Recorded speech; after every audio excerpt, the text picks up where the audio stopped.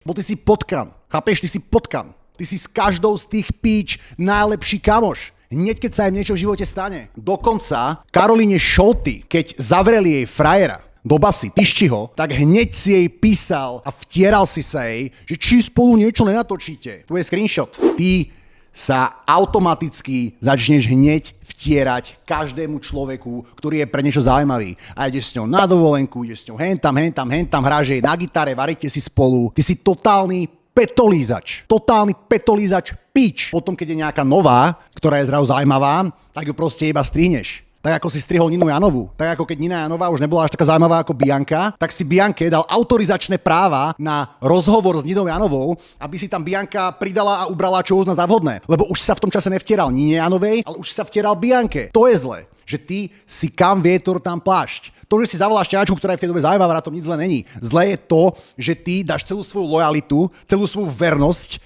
akurát tej, ktorá je zaujímavá, dáš jej pocit, že ste najlepší kamaráti a potom, keď je nejaká nová zaujímavá, tak na tú starú sa viebeš. Bo ty si potkan. Chápeš? Ty si potkan. Ty ideš presne tam, kde ti dajú nažrať. Číslami.